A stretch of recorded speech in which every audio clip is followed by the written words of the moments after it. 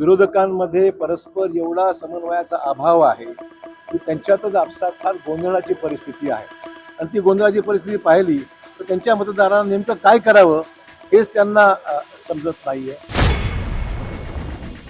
कधीही अटीतटीचा सामना आम्ही कधी म्हटलेलो नाही. आमच्याकडे संख्याबळ महायुतीचं संख्याबळ जर पाहिलं तर पहिल्यापासूनच आम्हाला कॉन्फिडन्स होता की ही जागा महायुतीची म्हणजेच भाजपला सुटली पाहिजे. ज्या महाराष्ट्रामध्ये 17 जागा आहेत त्या 17 जागांपैकी ही जागा भाजपला सुटावी असं आमचा आग्रह होता. कारण आमची संख्याबळ आहे आणि महायुती एकत्र मिळून जर पाहिलं तर संख्याबळ चांगलं आहे.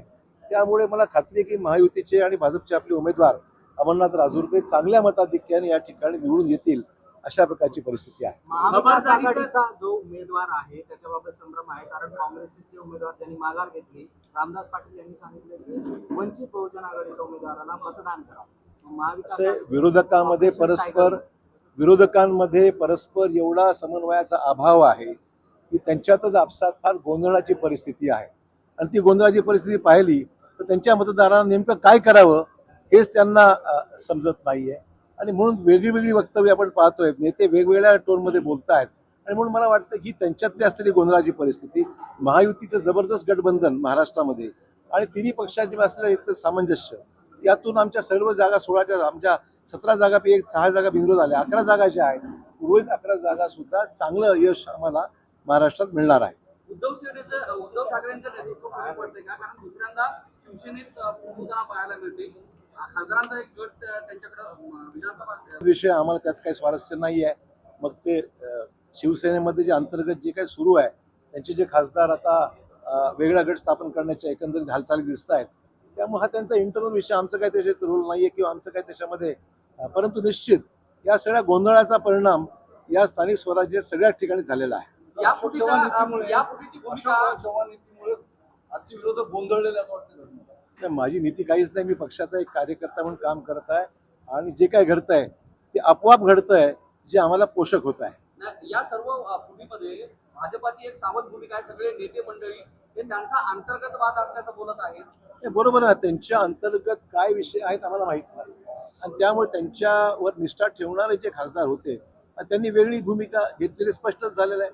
ते कशामुळे घडतंय, काय घडतंय, हा विषय त्यांचा अंतर्गत, आमचा त्याच्यात काही संबंधाचं कारण नाहीये. नागेश पाटील आष्टीकर यांचंही ऑपरेशन टायगर मध्ये नाव येत आहे. तुम्ही स्वागत करणार आहात? युतीमध्ये आलं स्वागत आहे ना. महायुतीमध्ये जे जे पक्ष आमच्यामध्ये अशी येतील त्यांचं स्वागतच करू. की शेवटी लोकसभेमध्ये आम्हाला बहुमत प्राप्त होत आहे. लोकसभेमध्ये जे महत्वाचे निर्णय आगामी काळामध्ये अपेक्षित आहे ते निर्णय घेण्यामध्ये संख्याबळ आमचं वाढतंय, आपोआप वाढतंय. लोक हे विरोधकांच्या एकंदरीत सगळ्या या राजकीय ज्या घडामोडी घडत आहेत त्यामुळे वेगवेगळ्या राज्यात झालेल्या निवडणुका, त्या निवडणुकीचे आलेले परिणाम आणि त्याचा एकंदरीत परिणाम जो होतोय जनतेमध्ये आणि मतदारांमध्ये, ते पाहता मला वाटतं की त्यांना जाणीव आहे. म्हणजे TMCचा विषय असतो, आपचा विषय असतो, सेनेचा विषय असतो, जे काही घडतंय हे त्यांना दिसतंय की आता हे काही टिकणारं हे जहाज नाही, बुडणारं जहाज आहे. आणि त्यामुळे चव्हाण एक नॉन करप्ट पॉलिटिशियन म्हणून ओळखले जाते. त्यांचं वक्तव्य असं आहे की तुम्ही हे सगळं डिलिमिटेशन साठी करत आहेत म्हणून. राजकारण प्रश्न डिलिमिटेड राजकारणाचा विषय आहे का? डिलिमिटेशन राज्यात करायचंच आहे, आपल्याला महिलांना आरक्षण द्यायचंच आहे, याच्यामध्ये काय राजकारण आहे? तर त्यांनी विरोधाला विरोध केला होता हे वास्तव आहे. त्यामुळे बिल पास होऊ शकलं नाहीये. आता सगळे काळे ढग बाजूला सरतायत आणि संख्याबळाचा अंदाज घेऊन तो निर्णय वरिष्ठ पातळीवर घेतलाच आहे. काय करायचं? साहेब, MIMचा किती प्रभाव तुम्हाला निवडणुकीत पाहायला मिळणार आहे? 20 मतं आहेत. कारण आम्ही काही, आमचं काही त्यांच्याशी संपर्क नाही किंवा त्यांच्याशी आमचा कुठलाही संवाद नाही आहे. त्यामुळे त्यांनी सतत विवेक बुद्धीला विचार करून निर्णय घ्यावा योग्य वाटेल तो. 300+ होईल की 300-350+ होईल? आपकी बार 400 पार.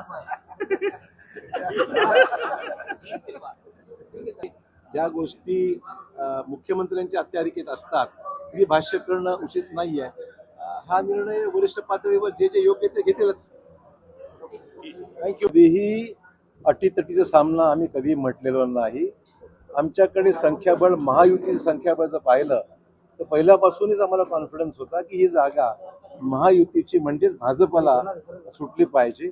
ज्या महाराष्ट्रामध्ये 17 जागा आहेत त्या 17 जागांपैकी ही जागा भाजपला सुटावी असं आमचा आग्रह होता, कारण आमची संख्याबळ आहे आणि महायुती एकत्र मिळून जर पाहिलं तर संख्याबळ चांगलं आहे. त्यामुळे मला खात्री आहे की महायुतीचे आणि भाजपचे आपले उमेदवार अमरनाथ राजूरकर चांगल्या मताधिक्याने या ठिकाणी निवडून येतील अशा प्रकारची परिस्थिती आहे. महाविकास आघाडीचा जो उमेदवार आहे त्याच्याबाबत संभ्रम आहे, कारण काँग्रेसचे जे उमेदवार त्यांनी माघार घेतली. रामदास पाटील यांनी सांगितले की वंचित बहुजन आघाडीच्या उमेदवाराला मतदान करावं. महाविकास असे विरोधकांमध्ये परस्पर एवढा समन्वयाचा अभाव आहे की त्यांच्यातच आपसात फार गोंधळाची परिस्थिती आहे. आणि ती गोंधळाची परिस्थिती पाहिली तर त्यांच्या मतदारांना नेमकं काय करावं हेच त्यांना समजत नाहीये. आणि म्हणून वेगळी वक्तव्य आपण पाहतोय, नेते वेगवेगळ्या टोनमध्ये बोलतायत.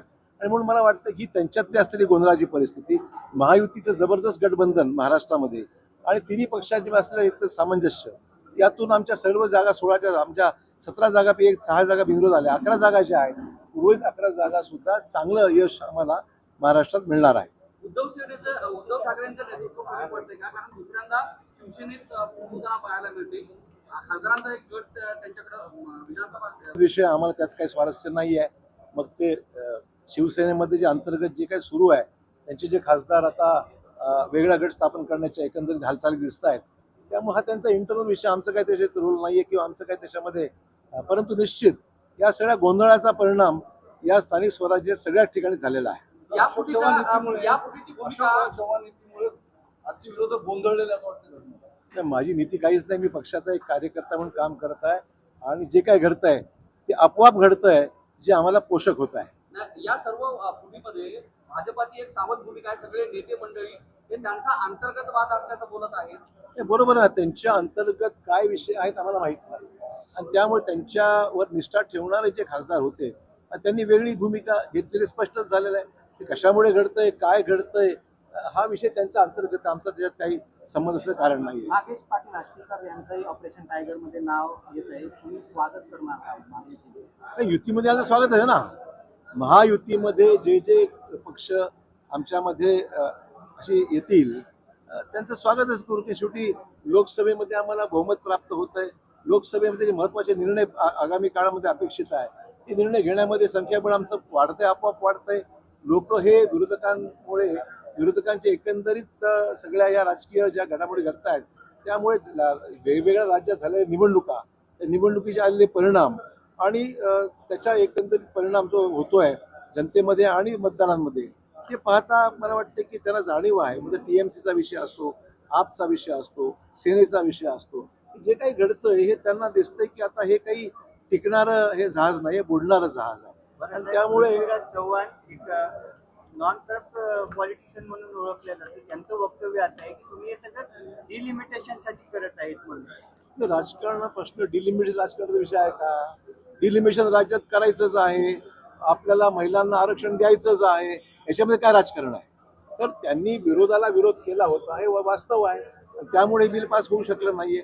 आता सगळे काळे ढग बाजूला सरतायत आणि संख्याबळाचा अंदाज घेऊन तो निर्णय वरिष्ठ पातळीवर घेतला जाईल काय करायचं. साहेब, MIMचा किती प्रभाव तुम्हाला या निवडणुकीत पाहायला मिळणार आहे? 20 मतं आहेत. कारण आम्ही काही, आमचं काही त्यांच्याशी संपर्क नाही किंवा त्यांच्याशी आमचा कुठलाही संवाद नाही आहे. त्यामुळे त्यांनी सतत विवेक बुद्धीला विचार करून ते निर्णय घ्यावा योग्य वाटेल तो. 300 प्लस होईल की 300-350 प्लस होईल? आपकी बार 400 पार.